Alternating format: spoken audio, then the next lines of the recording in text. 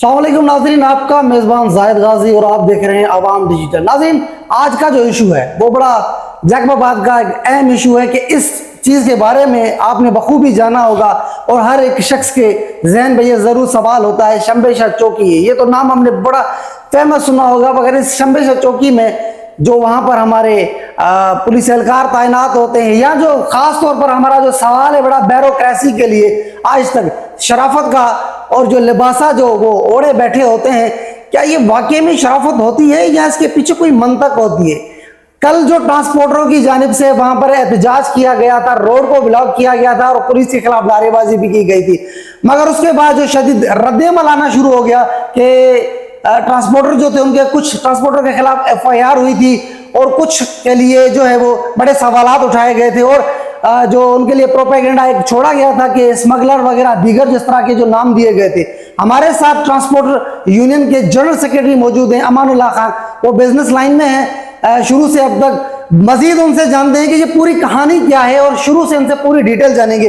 अमानुल्लाह खान, अस्सलाम वालेकुम। ये बताइएगा कि ये जो कल वाकया पेश हुआ था, क्या आप धरने में थे? ये जो आपके ऊपर एक टैग लगा हुआ है स्मगलर का, आप स्मगलर हैं नहीं है, ये पुलिस का ये पूरा जो कल वाकया हुआ था बताइएगा। मसले मसाइल होते हैं तो ज़ाहिर रोड के हवाले से हम लोग ट्रांसपोर्टरों के पास या गाड़ी वालों के पास हम आ जाते हैं। अगर जो लीगल इशू होते हैं तो हम उसको सॉल्व करने की कोशिश करते हैं। अनलीगल इशू में हम लोगों ने न किसी का सपोर्ट किया है न करते हैं हम इस चीज़ पे। और आती है बात रोड पे और ख़ास तौर पे शंबेशा चौकी पे। शंबेशा चौकी के लिए आप मुझसे बेहतर तो आप बहुत अच्छी तरीके से जानते हैं कि यहाँ पे शंबेशा चौकी के लिए या जो इंचार्ज या जो पुलिस एहलकार जो भी आते हैं तो यहाँ पे वो बड़ी बड़ी सिफारिशें करके, यहाँ तक कि होम मिनिस्टर तक की सिफारिशें करके अपने आप को यहाँ पे तैनात करते हैं ये लोग। और यहाँ पे जो शंबेशा चौकी वो मेन चौकी है जो बॉर्डर पे बलूचिस्तान और सिंध के बॉर्डर पे वाक़िया है। और यहाँ से आपको तकरीबन पता होगा कि दिन में ना हो तो 1000 से 2000 गाड़ियाँ यहाँ से गुजरती हैं हर लीगल गाड़ी पे। हालांकि उसमें कुछ भी चीज़ें, फ्रूट की गाड़ियाँ होती है, सब्जी की गाड़ियाँ होती है। अब उनमें कौन सी चीज़ है आप चेक कर लें। अनलीगल चीज़ है तो आप FIR कर दें उन पर। अगर लीगल चीज़ है आप उनसे 1000-1500 रुपए इन लोगों का टैक्स जैसे बत्ता होता है वो फिक्स होता है गाड़ियों पे बाकायदा।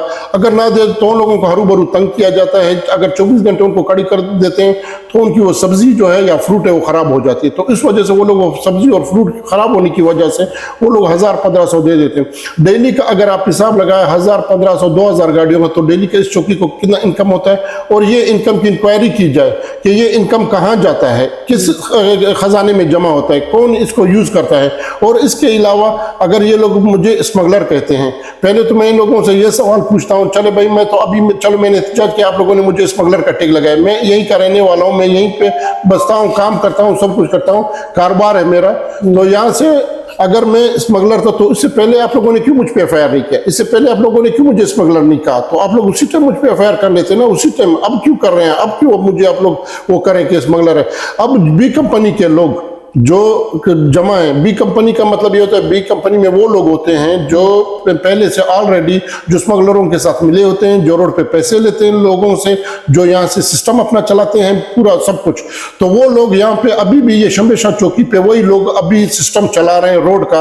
अब ये अगर SSP साहब बोलते हैं कि हमें पता नहीं इस चीज़ का, तो ये तो फिर SSP साहब की अपनी वो है एक नादानी। यानी आप ये कहते हैं कि लाइन चलती है और अब तक जो पुलिस भत्ता ले रही है? भत्ता ले रही है, ऑलरेडी ले रही है, अभी भी ले रही। और डेली का ना हो तो इस चेक पोस्ट से कम ना हो 40 से 50 लाख रुपए 24 घंटे में या ऊपर तक ये बता जाता है। स्मगलर तो ठीक है, स्मगलिंग करते हैं, पुलिस की लाइन है। आम लोग जो होते हैं फ्रूट लेकर आते हैं, कुछ उनको तंग करती है, उनको तंग किया जाता है। भाई मैं तो ये बोलता हूँ अगर अनलीगल कोई चीज है आप FIR कर दे। आप इनलीगल चीज पे पैसे क्यों लेते हैं लोगों से? हम लोगों की ये चीज है, अगर लीगल चीज है आप लीगल चीज के पैसों का डिमांड क्यों करते हैं? अनलीगल चीज के आप लोग FIR कर दे, हम उसकी सपोर्ट नहीं करते हैं। हम लोगों ने कभी कहा है कि आप इनलीगल चीज को छोड़ दे, आप वो कर दे। अभी भी हम यही कहते हैं कि इन लोगों के खिलाफ इंक्वायरी की जाए। अगर ये लोग अगर इस चीज में मुलविस है तो इनके खिलाफ कानूनी कार्रवाई की जाए। अगर हम लोग मुलविस हैं इन चीजों में तो हमारे खिलाफ इंक्वायरी। नए कमांडर की तैनाती के बाद कौन सी चीजें बेहतर हुई है इस रोड पर, इस शाहरा पर? इस रोड पे तो बेहतरी की तरफ से कोई चीज नहीं की और बदतर हो गई है यहाँ पे। बल्कि वो इस तरह के क्या यहाँ पे एक चीज के रेट अगर 1 रुपया होता था, अभी इस कमांडर साहब की वजह के आने के बाद अब ये पता नहीं कि 20 रुपए हो गए। अब ये पता नहीं कि लोग यहाँ पे कारोबार किस तरह करेंगे, जीना किस तरह करेंगे। अनलीगल चीज तो ये लोग तो बिल्कुल मेरे ख्याल से 50 की जगह पे 2 लाख रुपए लेते हैं। लीगल चीज को तो वो लोग छोड़ते नहीं है। अब लोगों को यहाँ तक मजबूर कर देते हैं कि आप लोग अनलीगल चीज ले आए। ये इल्जाम जो लगाया जाता है शंबे शाह चौकी पर, इस पर थोड़ी सी आप मुझे थोड़ी बताइएगा। ये जो कॉस्मेटिक, पेट्रोल स्मगलिंग वगैरह इस तरह की जो बातें की जाती है, इनमें कितनी सदाकत है? इनमें सदाकत है। अभी भी ऑलरेडी चल रहे काम, अभी भी चल रहे हैं। मैं तो आईजी सिंध से ये रिक्वेस्ट करता हूं कि इन चीज़ों को बंद किया जाए। और ऑलरेडी यहाँ पे जो बी कंपनी में लोग जो हैं वो अभी भी यहाँ पे काम कर रहे हैं, जो छुपे करेक्टर है रोड पे। ये लोग अभी भी बी कंपनी वाले, ये जब भी कभी किसी डिस्ट्रिक्ट में कोई ये जैकाबाद खास तौर पे जो भी या कमांडर यहाँ पे आता है तो वो अपने साथ भरोसे वाले लोग लाते हैं। भरोसे वाले लोग चाहे बदनाम जमाना हो, चाहे बी कंपनी के, चाहे जिस कंपनी के, तो उनको छुपा करेक्टर करके उस लोगों को छुपा लेते हैं। तो वो लोग खुद चुपके से ये स्मगलरों के साथ मिलकर मिलजुल कर जो भी लेन देन होता है वो कर लेते हैं। पुलिस को आवाम के तहफ्फुज़ के लिए चौकियां दी जाती हैं और कमांडर तैनात किए जाते हैं, एसएचओ तैनात किए जाते हैं, मगर ये करोड़ों अरबों रुपए का घपला लगाते हैं, आवाम को टीका लगा के चले जाते हैं। फिर इससे आवाम को कुछ हासिल होगा, कुछ मुयसर होगा इनके तहफ्फुज़ से? भाईजान बात यह है, अभी भी आपको पता है कि हमारे इलाके में कितनी बदआमनी फैल गई है। ये बदआमनी का सबसे बड़ा रीजन क्या है? सबसे बड़ा रीजन यही है, करप्शन है रोड का। सबकी एसएचओज की, एसआई की, कमांडर साहब की, दूसरे लोगों की, सबकी नजरें रोड पे होती हैं। कोई अपने ड्यूटी से सिंसियर नहीं है। यहाँ पे बदआमनी या क्रिमिनल या वांटेड के पीछे कोई नहीं भागता। शहर में अमन ना हो, लोग यहाँ पर तैनात, लोग यहाँ पे रोड तैनात होते हैं। लोग यही कहते हैं अगर शहर में भी कुछ हो तो शहर में भी वो लोग दुकान पे घूमते फिरते हैं कि कौन से दुकानदार के पास क्या चीज पड़ा है, तो हम उस चीज में इसको ब्लैकमेल करके कुछ पैसा उठा लें। लेकिन कोई न चोर के पीछे, न कोई वांटेड के पीछे, न क्रिमिनल के पीछे कोई नहीं भागता। यहाँ पे बदआमनी इसी वजह से है। वज़ीर सेहत जो चीजें होती हैं, वो गुटखा हो गया, छालिया हो गई, इसकी नकलो हरकत यहाँ से हो रही है? बिल्कुल हो रही है, अभी भी हो रही है। अभी भी मैं ये नहीं चाहता हूँ कि भाई ये नहीं हो रही है, अभी भी हो रही है। अभी भी बाकायदा पूरे भरपूर तरीके से हो रही है। पहले तो इतना नहीं हो रहा, लेकिन इस कमांडर साहब के आने के बाद पता नहीं क्यों इतनी भरपूर तरीके से हो रहा है। हमें कुछ जराए से मालूम हो रहा है कि इनकी डीलिंग जो होती है चौकी पे नहीं होती है, कैमरा शैमरा लगी हुई है वहां पर, ये आगे कहीं राब्ता होता है, कहीं पर ये बीच में कभी रोड पे, कभी होटलों पे, कभी किसी प्राइवेट जगह पे, इस जगह पे ये लोग बैठकर अपने डीलिंग्स करते हैं। और बाकायदा इन लोगों के व्हाट्सएप पे बाकायदा एक दूसरों के साथ राब्ते होते हैं, एक दूसरों के साथ मुलाकातें होती हैं, सब कुछ होती है। यहाँ तक कि इन लोगों की मुलाकातें कोयटा, कराची में भी होती हैं। अच्छा जी हाँ।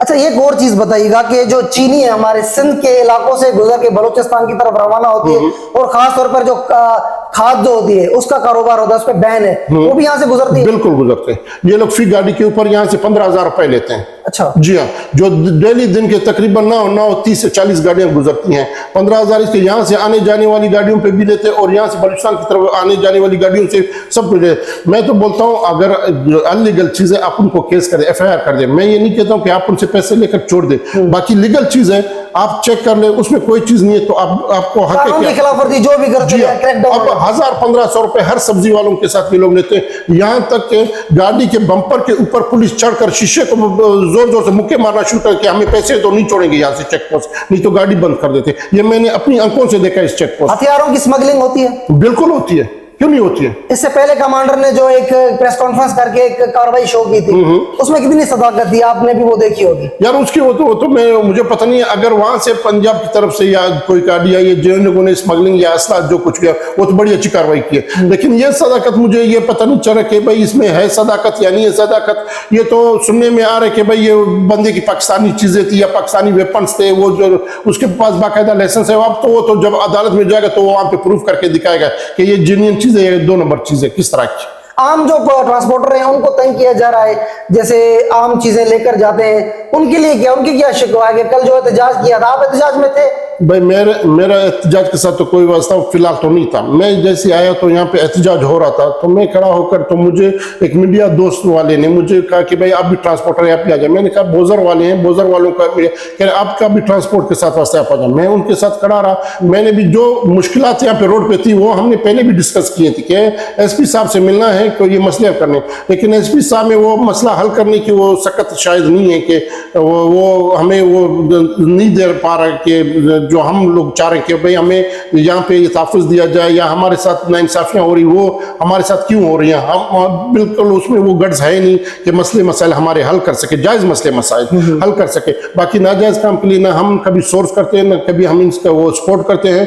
बाकी इलीगल चीज़ें हम अभी से कहते हैं कि अनलीगल चीज़ आप बंद कर दें, बेशक हमें उस पर कोई एतराज़ नहीं। ईमानदारी का लेबल लगा के यहाँ पर तैनात होते हैं जो ब्यूरोक्रेसी, उसके लिए क्या कहेंगे? यहाँ पे ये होता है ना, the face is index of mind, बंदा चेहरे से पहचाना जाता है, लेकिन यहाँ पे रोड पे आप लोगों को सब कुछ पता चलेगा। ये चीज़ जो है रोड पे जो भी काम होता है ये कोई डकी छुपी चीज़ है नहीं। यहाँ पे जो काम होता है सब कुछ जाहिर हो जाता है। मुझसे बेहतर तो आप बड़ी अच्छी तरीके से जानते हैं कि रोड पे क्या काम हो रहा है, किस तरह चल रहा है, कौन चला रहा है, कौन इसको कमांड कर रहा है, सब कुछ। इस बात में कितनी हकीकत है कि जो कमांडर जकाबाद में तैनात होता है तो उसके हाथ भी जरूर इस गंगा में जो है वो गीले जरूर होते हैं। ज़ाहिर है, अब मैं तो वो नहीं कर सकता। अब रोड पे अगर हम अपने हक के लिए या कोई एहतजाज करते हैं तो हम पे लेबल ये लगाया जाता है कि ये लोग ये काम कर रहे हैं, ये स्मगलिंग कर रहे हैं, फलाना कर रहे हैं, बस इस वजह से ये लेबल हम पे लगाया जाता है। लेकिन दरअसल अगर IG सिंध इंक्वायरी खुद करे, मुझे भी उस इंक्वायरी में इन्वॉल्व कर, मैं एक एक चीज़ बाय प्रूफ वहाँ पे पेश कर सकता हूँ कि इस चेक पोस्ट पे क्या क्या किया इन लोगों ने और क्या क्या कर रहे हैं लोग। बहुत शुक्रिया।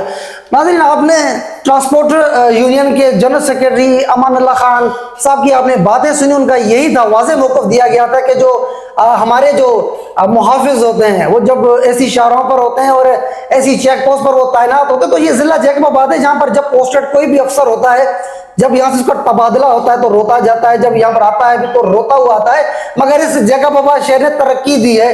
ऐसे जब अफसरशाही यहाँ पर तैनात होती है तो उनके बारे नयारे होते हैं, मगर इस स्मगलिंग यहाँ से जारी थी और यहाँ पर इस शाहरा से इस जो जैकबाबाद की शम्बेशा चौकी है यहाँ पर पुलिस के बारे नयारे होते हैं। दूसरे किसी और इशू में आपके साथ मुलाकात होगी।